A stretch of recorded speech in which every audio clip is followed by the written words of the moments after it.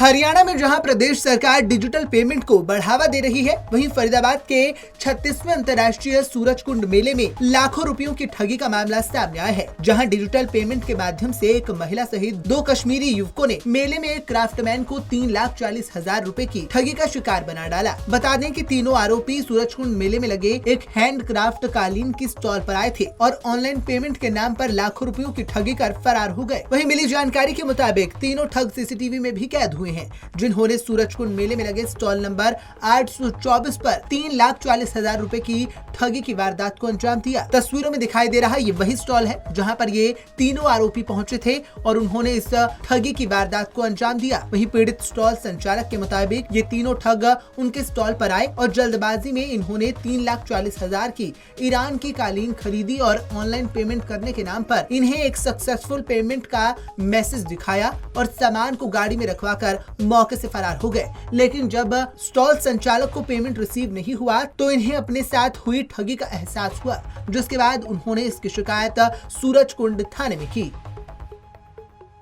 Actually में वो आया, कारपेट देखा, 5, 6, 7 कालीन पसंद किए, वो बोला फोल्ड कर दो, अकाउंट नंबर डिटेल मांगा, पासबुक का उसको फोटो दिए।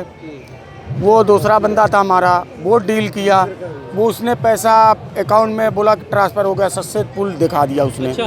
उसने दिखा दिया, मैंने इसको रोक के, ग्राहक को रोक के उसको भेजा आगे, तो वो गया आगे दिखा के आया, बोला ठीक है। ये नहीं बोला मेरे से कि पैसा आ गया है, तो वो इशारे में मेरे को बोला कि आ गया, मैं समझा आ गया होगा। वो उतने में कारपेट दे गया, बाहर पहुंचा के आया। उधर से आया तो बोला कि अभी पैसा नहीं आया है, कुछ मैसेज हमका क्यों दिया कारपेट तुमने, देना नहीं, रोक लेते उसको कल देते कारपेट, एड्रेस दे देता तो कल डिलीवरी दे देते, उसमें कोई बात ही नहीं थी।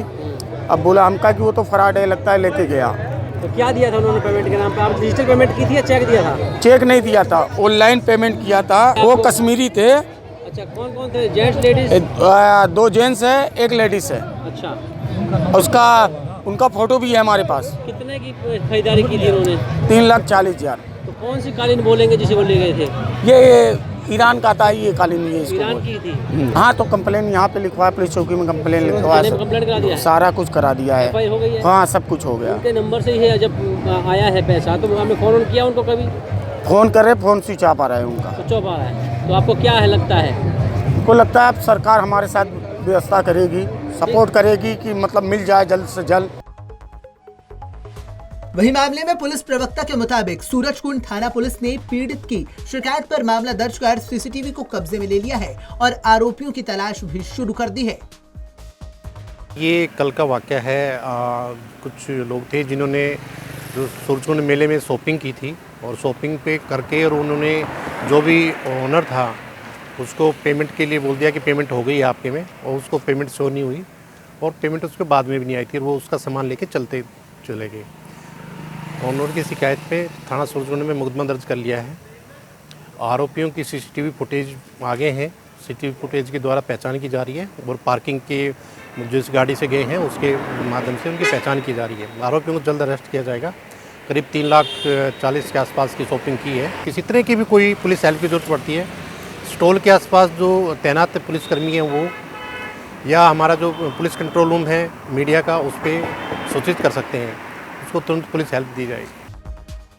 बता दें कि सूरजकुंड में लगे अंतर्राष्ट्रीय मेले में नेटवर्क की काफी दिक्कत आ रही है, जिसके चलते मेले में देशी विदेशी हस्तशिल्प कलाकारों को ही नहीं बल्कि मेले में आने वाले पर्यटकों को भी भारी परेशानियों का सामना करना पड़ रहा है।